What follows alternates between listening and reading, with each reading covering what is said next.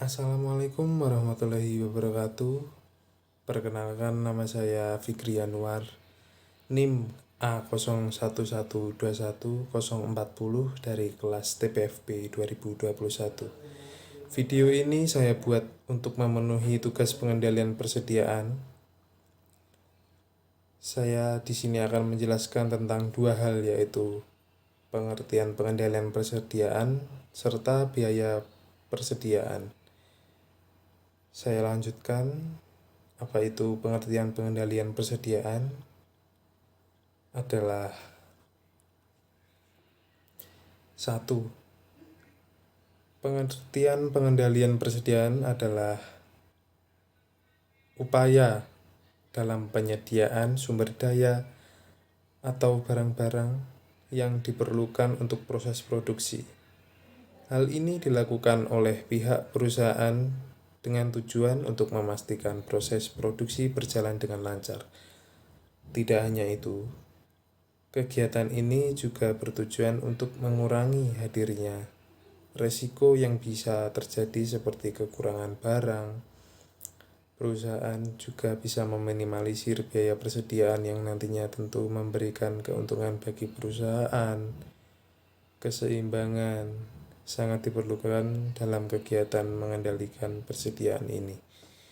Apabila persediaan ini di dalam gudang terlampau berlebih atau overstock, maka akan terjadi peningkatan pada berbagai beban biaya untuk menyimpan dan menjaga barang-barang di dalam gudang.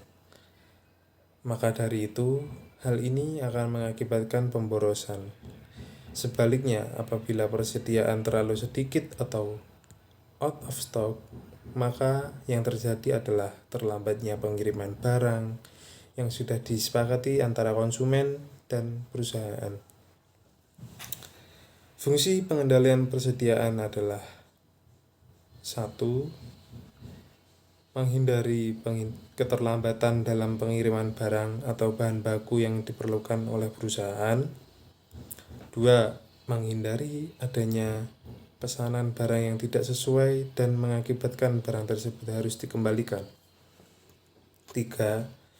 Menghindari adanya kenaikan harga barang atau inflasi yang terjadi secara mendadak. Metode pengendalian persediaan: 1. Continuous review method. 2. Periodic review method. Yang kedua, saya akan menjelaskan tentang biaya persediaan. 1. Biaya pemesanan. Yang kedua, biaya penyimpanan. Yang ketiga, biaya kekurangan persediaan. Yang keempat, biaya yang dikaitkan dengan kapasitas. Dan yang kelima adalah biaya bahan baku atau barang itu sendiri. Biaya pemesanan. Biaya yang dikaitkan dengan usaha mendapatkan bahan atau barang dari luar.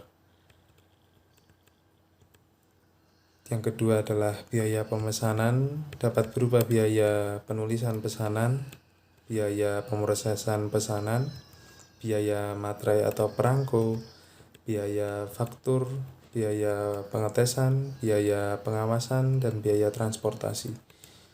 Serta semakin besar frekuensi pembelian, semakin besar biaya pemesanan. Biaya penyimpanan atau carrying cost atau holding cost. 1. Biaya modal atau opportunity cost atau biaya modal yang diinvestasikan dalam persediaan gedung dan peralatan yang diperlukan untuk mengadakan dan memelihara persediaan. Biaya simpan, biaya sewa gudang, perawatan dan perbaikan bangunan listrik, gaji personel keamanan, pajak atas persediaan, pajak dan asuransi peralatan biaya, penyusutan dan perbaikan peralatan.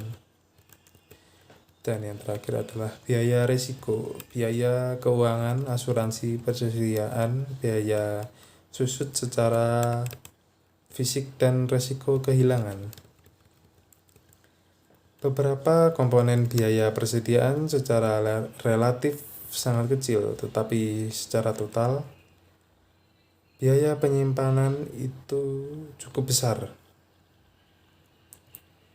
Beberapa studi menunjukkan bahwa biaya penyimpanan berkisar 35% dari nilai persediaan.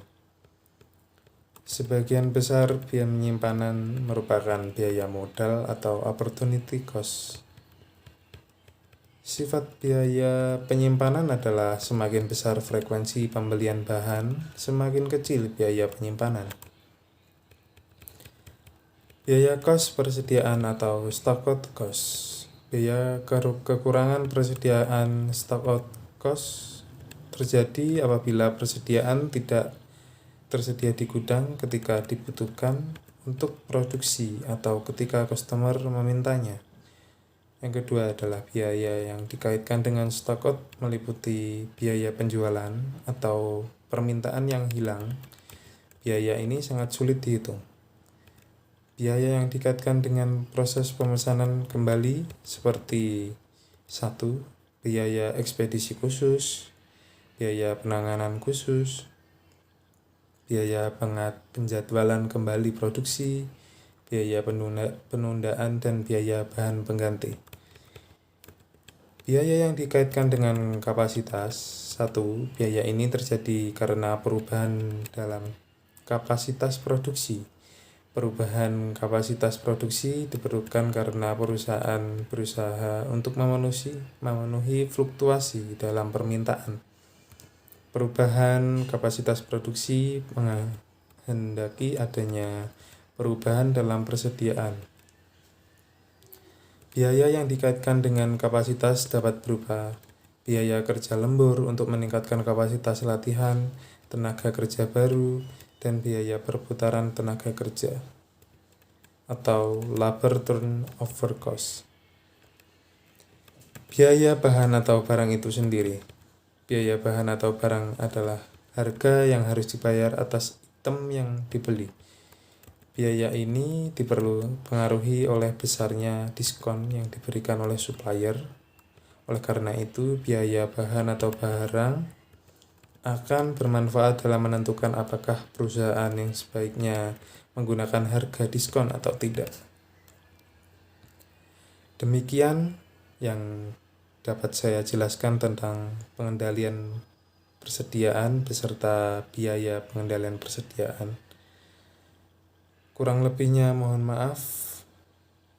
Dari saya Fikri Yanuar, kami ucapkan terima kasih. Assalamualaikum warahmatullahi wabarakatuh.